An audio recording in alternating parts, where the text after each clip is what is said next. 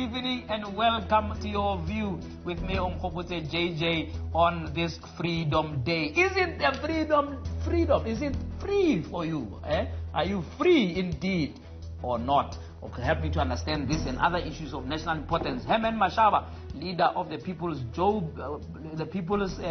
Dialogue, not the People's Joburg, former mayor of Joburg, of course, also joining me on this day. Good evening to you, Herman. What is your reflections about today, Herman?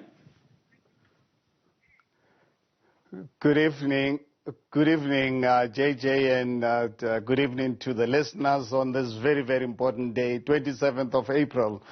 JJ, I remember this day vividly. You can imagine I was in my mid-30s when, growing up, never thought, honestly and truly believed that one day I'll be able to really cast a vote and vote for a political party of my choice in the South Africa I was born and grew up in.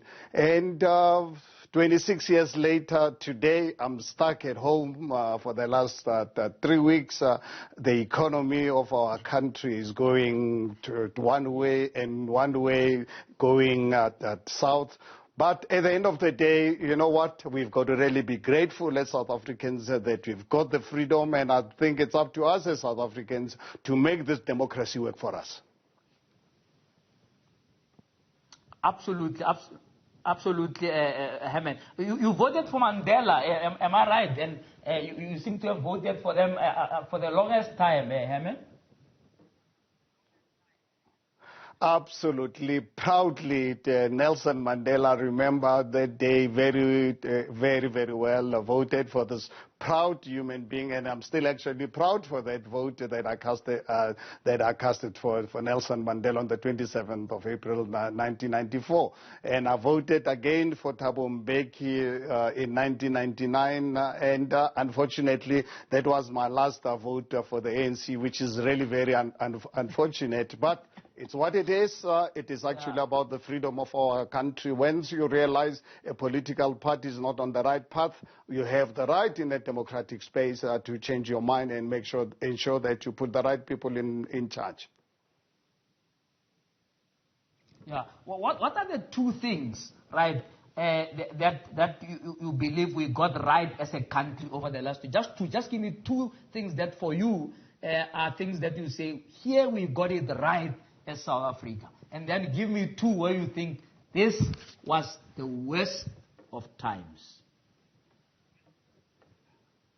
Well, I think the first thing, JJ, all of us as South Africans, we have to really be proud of the constitutional framework that we eventually approved in 1996. I think our constitution, if we did not really have the constitution that was adopted in 1996, I wonder where this country would really be today. That is why it is important for all of us as South Africans to really fight to ensure that the ruling party does not really change this constitution, because it is our only actually defense that we've got.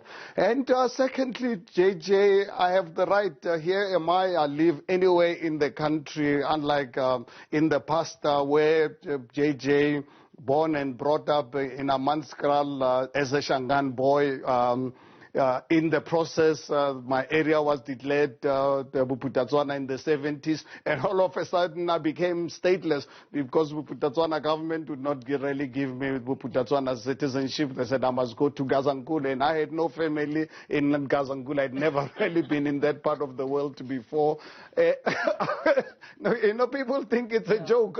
I've lived as a stateless person until 1994. So today I'm a free human being. Remember starting my business in 1982 as a young man, determined not to let other people determine my future. I decided, with or without this evil system of apartheid, I'm a free man, and I'm not going to allow another man to determine it for me. And I'm glad today we can actually operate and engage like we're doing right now. something that JJ 40 years ago you'd rather not do. The apartheid government will get rid of you, ban you like they're banning meat. That's the beauty about our new democratic dispensation. It allows us to express ourselves without any fear or favor, as long as whatever you do, you operate within the constitutional framework. Yeah. No, they wanted you to go to Soshanguve. That would have been an easier feat to go to than to go to Gazankulu. But tell me, where did you think when did we go wrong? Tell me, where did we go wrong? Give me just two big things. I'll tell you where we went really wrong, for me was when the reason actually, JJ, I stopped voting for the ANC was our approach to Zimbabwe. That beautiful country, which was the breadbasket of this country, when ZANU-PF under Robert Mugabe started the abuse of their people, human rights abuses, and the democratic country that I voted for started being on the side of ZANU-PF and human rights abuses. That's when I said, forget it with this political movement. Secondly, in 2007, when the ANC in Polokwane decided to elect Jacob Zuma as the president. At the time, Jacob Zuma facing something like 783 cases, all kinds of. There wasn't any crime on earth that wasn't in that charge sheet, and I just could not understand what's happening here. How can people actually take a decision like this? But at the same time, that was ANC. And I thought 2009 will come, civil society will not accept this, and I was unfortunately proven wrong. Civil society gave Jacob Zuma 69% to go ahead to govern this country. Now, look at it now. We've got massive challenges of the coronavirus with 39% unemployment. JJ, you are aware, checked with any economist, beyond this coronavirus, starting from next week, you'll see factories, businesses not really being able to open, where economists are predicting the South African economy to shrink by at least 5%. That is going to add another, millions of people unemployed. So I'm really having sleepless night to think that within the next year or so, the possibility of South Africa having more people unemployed than employed, we're very close to that, and that's where we're going. And something like this, honestly and truly, gives me sleepless nights.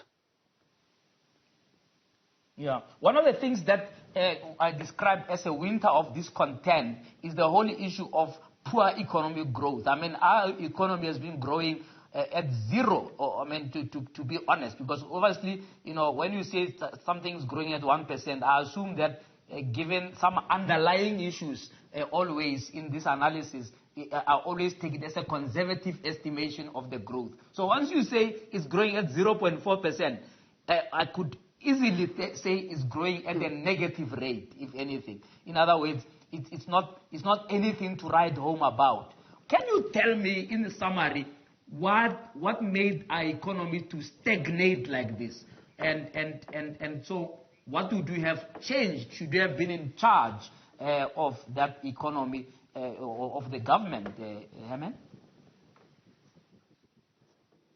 Well, JJ, the reason why South Africa failed to deliver an economic trajectory that would really grow the country's economy for allowing our people to have job opportunities, firstly, it's our legislative framework. When you have a tripartite alliance of so-called ANC, so-called COSATU, so-called Communist Party, there's just no way in the world where you can come out with a coherent economic policy that can give confidence to the investment community. And that's something that has been raised by us South Africans, raised by the world. That's the reason why we are now declared a junk status. And if you look at the reasons why we are a junk status, is because of our economic performance as a result of not having clear, coherent,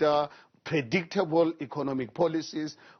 To make matters worse, you have honestly what are called draconian labor laws that destroyed small businesses. You know, this day, 26 years ago, when I went to vote, I've written about this. I've said this on many platforms here in South Africa and all over the world, that 27th of April is such an important day for me, because growing up, taking the apartheid government head-on as an entrepreneur and succeeded against the odds. 27th of April 1994, I expected to see an explosion of black entrepreneurs, because I grew up in an environment where we were looking at the Maponyas, the Walter Dubes, the Uncle Neds in Mabopane, the Richard Maponyas and so forth. I grew up in that environment, inspired by seeing businesses in my communities. Every time when I went to a butchery, I went to a butchery run by Mr. Mahlangu in Temba, or out to go to a supermarket in Soweto, supermarket run by Richard Maponya. When filling petrol garage will be run by Walter Dube. 26 years later, my goodness, the entrepreneurial spirit in our country is as dead as nothing. Our country is taken over by everybody else except South Africans. And for anyone to think this is normal, it's totally unacceptable. We have to really look at ourselves in the mirror to say, what really happened? When black South Africans had the entrepreneurial spirit against all odds, why can't we do it when we have a constitutional framework, we have the democracy, we are the ones deciding whom our leaders are? Unfortunately, our democracy has really failed us, particularly poor people. If you look at South Africa being the most unequal society in the world, it is really true that we have, obviously, in the past, you remember, we always had the whites being the rich ones, of us as black people poor because of the circumstances. But obviously, over the last 26 years, we've seen the development of a very relatively small group of black people and joining the rich. But you look at on the ground, the poor of our poor, the type of poverty that you come across. Here in the city of Johannesburg, you don't have to really go to Limpopo or go to deep Transkei or KwaZulu-Natal. Here in the city of Johannesburg, where our people live without toilets, our people live without water. You know, the other day I was saying to my wife, I see the Jojo tanks being delivered all over the show. And I'm saying to myself, but didn't we know that our people did not really have water all along? Did we have to have the coronavirus for government to realize that our people needed water? And now we're delivering... Yeah, sorry, I didn't interrupt you there. I was saying it doesn't look like there's much improvement from mayor to mayor, because, you know, you were in the United States and we came back and your municipal manager has given instruction to destroy shacks in Johannesburg. I see Makuba is following your footsteps, destroying shacks in the middle of winter, you know, with the red ends. And, you know, we wonder whether the red ends are an essential service. But we're going to talk about that after the break. We're talking to Herman Mashaba. He's the leader of the People's Dialogue. And we're having a fireside chat tonight about Freedom Day. What does it mean for you? Are you really free? Is it a happy Freedom Day? Let's take a break now.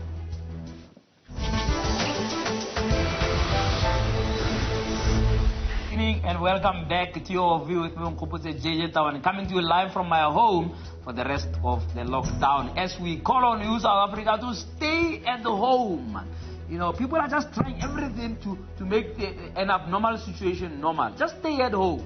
You know, we're going to be dying here like flies if we continue defying regulations and trying to be clever. But our clever go as part of. Our clever go as part. We need to make sure that we keep safe South Africa. Herman Mashaba is talking to me now, People's Dialogue leader. Herman, what do you have to say when I say to you that once you get into power, you know, politicians just change or they are constrained. Two things, right? They either change and they give us a raw deal, or they are constrained. Now you're sitting with 5 or 7 parties that you have to please, and then in between the people may fall in the cracks. I remember when you started in Joburg, you vowed to insource, pick it up. Forget about this easy one that you insource. And the EFF was furious with you. To say you don't even dare. Right?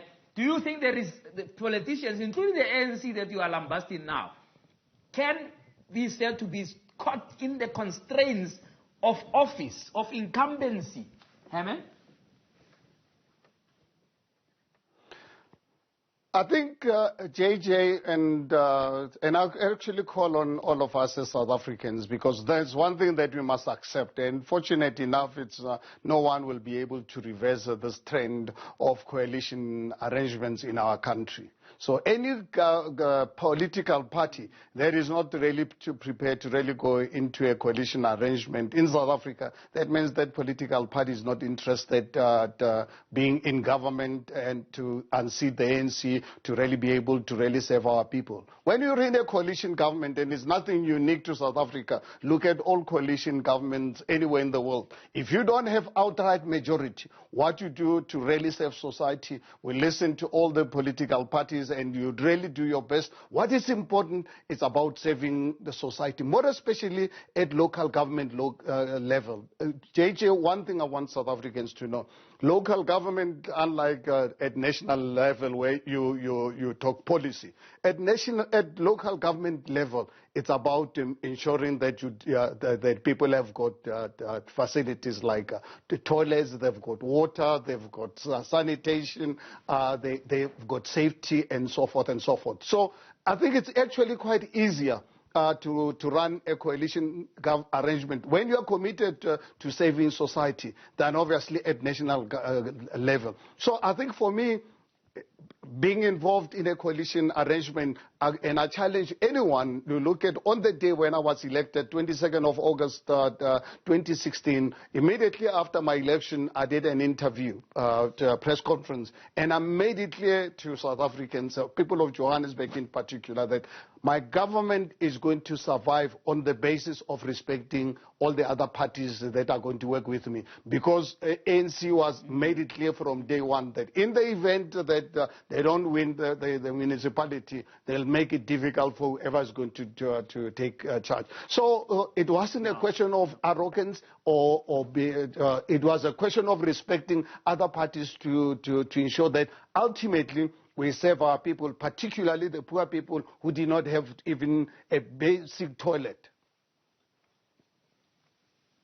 Yeah, I wanted to, I know we don't have enough time, but I can't resist to ask you that one of the things that you said when you were being elected, I remember that it was on my radio show when we crossed to you just when the show started, and I remember quite vividly when you said corruption was going to be enemy number one. You have been claiming for months, if not years, that there's over 6,000 cases of corruption.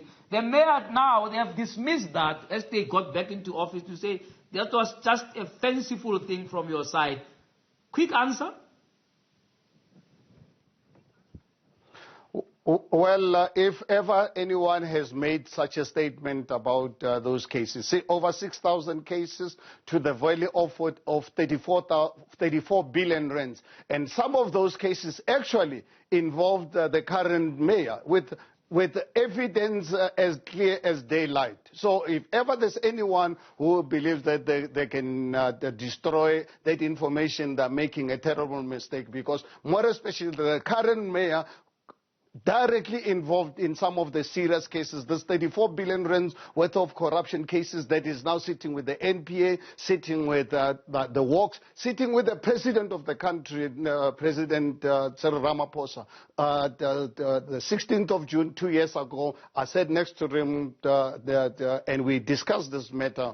And I said to him, Mr. President, I'm sitting with very serious cases. And he asked me to send it to his office, and the following day I sent them, and I've got evidence to that effect. So I think If anyone believes that they will destroy those cases, I can tell you they'll be making a terrible mistake, because one thing I've already made it clear as part of the People's Dialogue, some of the cases that the NPA is not really prepared to prosecute. One thing I'm glad about our constitutional framework is that it allows us to go for private prosecution. And I can tell you there are cases that are as clear as daylight that if the NPA is not going to prosecute, you will see one of these days, JJ, we will take the NPA to court. Let them prove to people of this country in an open court of law why they are not prepared to charge those type of cases where people have openly stolen public monies, where our people today don't have toilets. People are forced to live under lockdown in places where they don't have facilities, where our people don't have job opportunities. Yeah.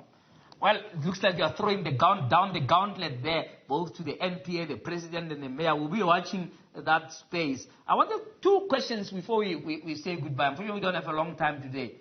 Firstly, don't you think, if you look at the trajectory of political parties since 1994, the birth of the UDM, everybody was very excited, to say white and blacks are going to work together and what have you. The birth of COPE, it was one of the most electrifying moments in South African history, the so-called November Convention, where we jammed the Sandton Convention Center, and the world was about to change and so on, right? And you can see it's a damn squib on both occasions. Both those parties I've mentioned have 2 seats in Parliament, and then of course the latest one be the EFF. Very exciting prospects, good messaging, just an excitement, and it can fall in a category of what I call the spring of hope, but still only attract 10% of the population. Why do you think that a new party is going to add any value? Don't you think it's time we look beyond political parties and look at the different civil society intervention to change our politics? I mean, I can start from a PAC. It's all splinters and what have you, 2 seats here, 1 PAC is dead. It's just a mess, man, when it comes to political landscape. You think you're going to govern, Herman?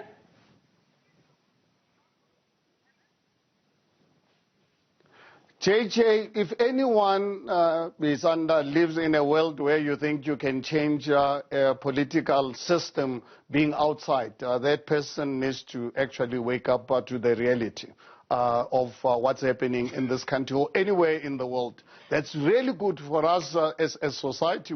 We must have lobby groups, we must have civil society organizations. But the only way you can actually change the laws of the country, you have to really be in government. You've got to be in parliament. And I think we must be fair to ourselves. 26 years of our democracy. So we are still actually learning the ropes. ANC, over the last 26 years, they've been very good at lying to our people. But one thing for sure is that they forgot to understand is that you can't really lie the lived experience of someone from Zandspruit or Loli, that they've got a lovely house, they drive an expensive car, they've got a good job. You can't lie, put a lie like that forever. And that's something that for us as South Africans have to recognize, that ANC managed over the last 26 years to really lie to our people. But one thing for sure is that look at the trend of our electoral system over the last few elections. You can see more and more South Africans are staying away from voting, and the reason why they are staying away from voting is because they don't have the alternative. The only mistake they are making is for them to stay away. What now we need to do is to encourage the 19 million South Africans who stayed away from voting to say, look, guys, if we have to fix this country, we have to really vote and vote the ANC out of power. Try someone else. And if that particular new party does not really deliver, next time around, vote them out until such time that we can get our system right. One thing that we must never make a mistake, to expect life to be perfect. Life has never been perfect in the past. It is not perfect today, and it's not going to be perfect tomorrow. But one thing that I always tell people is that as a human species, God gave us the brains to be able to navigate our challenges. We've got massive challenges that we cannot really deny. And the only way we're going to sort this one out is to unseat the ANC, put in a new government in power, to try it, and if they fail, we vote them out until such time that the politicians can learn that to be in political office and public office, it's about saving society, not really serve your stomach and serve political parties. Yeah. In terms of the feedback you've been seeking from the people, your last question now, right? You know, you have huge potential to take over the cities. You've already mentioned that you're looking at starting in Gauteng. You know, can you put your neck on the block that you will be in power in the local government next year, given the kind of support you have received since you left as mayor of Joburg? The line was dying and completely it's cut off. Oh, all right. Looks like we've lost Herman Mashaba there. It's a pity. It's a pity. We will you know, try and connect it. Herman, did you hear my last question? I'm back. No, I did not. You were in terms of dying and completely all right, cut off. in terms of your feedback. All right. In terms of your feedback from the people, do you think you are confident that you will become a key player in next year's local government elections? Briefly, Herman? There's absolutely no doubt whatsoever about that, JJ. I think we've got a clear mandate, a mandate of millions of South Africans. You know, JJ, what is actually quite unfortunate about the report, because the report of the People's Dialogue, it's already, as you are aware, I was supposed to have presented it to society on the 24th of March, but because of our current coronavirus, we had to put everything on ice. But I've already begun the process of sharing this document with South Africans, because this is a historic document where we've engaged millions, 2.5 million South Africans who have directly engaged us, 33 million people who we've reached with our messaging. So I think it's something that has never happened in South Africa, in most parts of. In fact, I've shared this with universities, most universities in the world. They don't really see how someone has managed using technology today to engage society in such a manner. So I'm excited with this, but one thing we must understand, is not going to be an easy road, because I'm one person who believes very strongly. Life is not easy, life is full of challenges, but one thing we're lucky about is that we've got this little brain to assist us to navigate those challenges. It will be fascinating to know what's in that report, and we'll invite you, and hopefully you can still come back one more time to spend an hour with us, just taking us through what is the pulse of South Africa, what are South Africans wanting to see happen differently. But thank you so much for your time tonight, and hopefully a happy Freedom Day to you and your family, Herman. Thank you very much to you and your family, to JJ and the rest of South Africa. Great day, as much as it's got emotions. Thank you very much for the opportunity. All right. Thank you so much. Herman Mashaba, the leader of the People's Dialogue, as well as former mayor of... He's throwing down the gauntlet.